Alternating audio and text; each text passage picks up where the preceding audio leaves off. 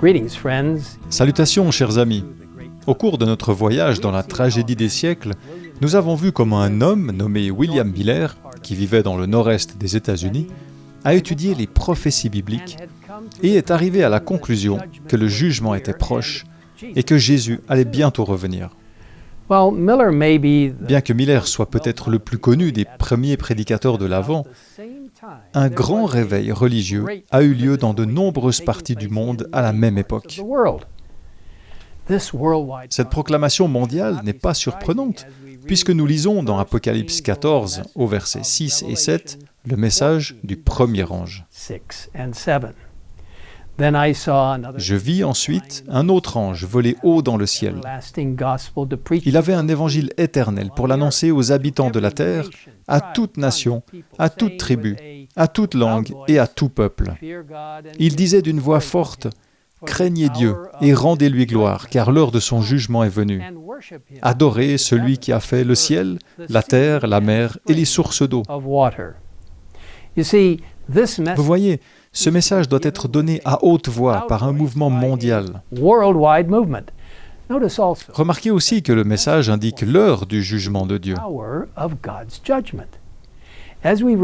Comme nous le lisons dans la tragédie des siècles, quant au message lui-même, il nous renseigne sur l'époque de ce réveil. Il fait partie de l'Évangile éternel et annonce l'inauguration du jugement. Si le message du salut a été prêché dans tous les siècles, ce message-ci renferme une portion de l'Évangile qui ne pouvait être prêchée que dans les derniers jours, la seule époque où l'on pourrait dire « l'heure de son jugement est venue ». À l'instar de la grande réforme du XVIe siècle, le mouvement de l'Avent est apparu simultanément dans différents pays. En Europe et en Amérique, les gens ont été amenés à étudier les prophéties, et il y a eu des groupes de chrétiens dans plusieurs pays qui, simplement en étudiant les Écritures, sont arrivés à la conviction que Jésus allait bientôt revenir. L'une de ces personnes était le docteur Joseph Wolf, originaire d'Allemagne. Le docteur Wolf était d'origine juive et son père était rabbin. En 1821, 3 ans seulement après que Miller fut parvenu à ses conclusions, le docteur Wolf commença à prêcher le retour imminent du Seigneur. Enfant, Wolf s'était intéressé à l'étude de la Bible, ce qui l'avait conduit à accepter Jésus comme son sauveur. Et plus tard, en tant qu'adulte, il a étudié les prophéties plus en profondeur et a découvert que non seulement elles désignaient Jésus comme le Messie promis, mais qu'elles annonçaient aussi son retour en tant que roi et libérateur. En poursuivant ses études, il en vint à la conclusion que le retour de Jésus était très proche, à tel point qu'il plaça la date très près de celle indiquée par William Miller. Pendant 24 ans, de 1821 à 1845, Wolf a beaucoup voyagé pour transmettre le message du retour imminent de Jésus. Il s'est rendu dans des pays d'Afrique et d'Asie. Il s'est rendu en Palestine, en Syrie, au Yémen, en Perse, en Inde et au-delà.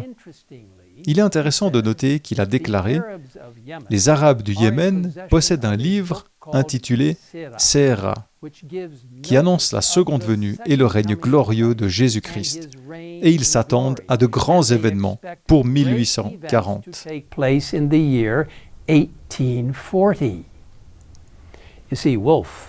Wolf s'est également rendu aux États-Unis, où il a pris la parole à New York. À Washington, D.C., il prononça un discours puissant sur la prophétie devant le Congrès des États-Unis. Partout où il allait, Wolf emportait avec lui la Bible en hébreu et en anglais.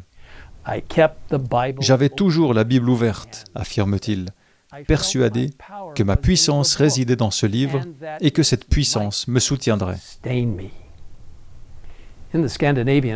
Dans les pays scandinaves d'Europe, lorsque des prédicateurs de l'Avent ont été arrêtés et mis en prison pour leurs enseignements prophétiques sur le retour imminent du Christ, Dieu a utilisé des enfants, dont certains n'avaient que 6 ans, pour sonner l'alarme. Comme ils étaient mineurs, la loi ne pouvait pas les toucher et ils étaient autorisés à parler. Au sujet de ces enfants, nous lisons « Ils n'étaient pas plus doués que les autres enfants de leur âge, mais dès qu'ils parlaient en public, il était évident qu'un pouvoir supérieur s'emparait d'eux. » It was evident that they were moved by an influence beyond their own natural gifts. Le ton de leur voix et leur attitude changeaient subitement, et ils faisaient entendre l'avertissement du jugement avec solennité et puissance. Dans les termes mêmes de l'Écriture, ils répétaient « Craignez Dieu et donnez-lui gloire, car l'heure de son jugement est venue. »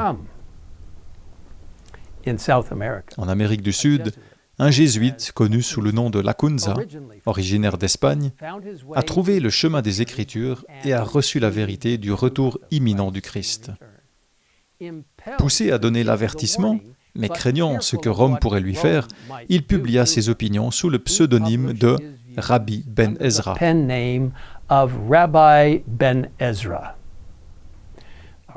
Dans le monde entier, l'Esprit de Dieu a parlé au cœur des gens. Nombreux furent ceux qui ont été amenés à scruter les Écritures avec un intérêt nouveau et plus profond. Le message du Seigneur a en effet résonné d'une voix forte et claire lorsque les gens ont entendu, peut-être pour la première fois, le message du premier ange dans le chapitre 14 de l'Apocalypse.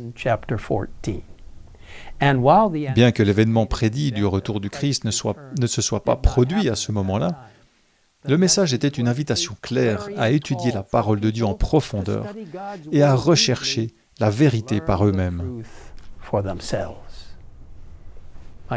Chers amis, la parole de Dieu n'a jamais failli.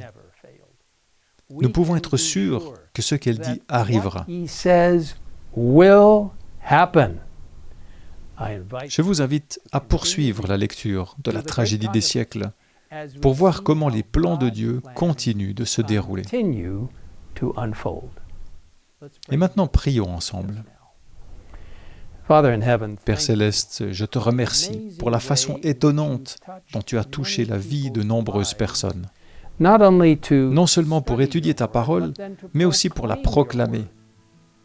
Ces merveilleuses manifestations de personnes dans le monde entier proclamant le retour imminent de Jésus après avoir étudié les prophéties sont une indication claire que le Saint-Esprit guidait et conduisait, indiquant aux gens quelque chose de très important qui allait se produire.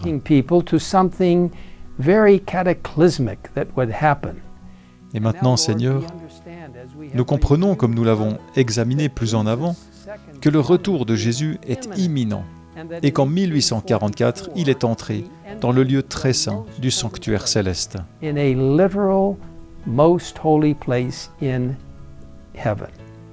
maintenant, Seigneur, nous te demandons de nous aider à comprendre que bientôt il enlèvera sa robe sacerdotale et revêtira sa robe royale pour venir nous chercher et nous amener à la maison, et ainsi s'accomplira ce que tous ces gens prêchaient, le retour de Jésus.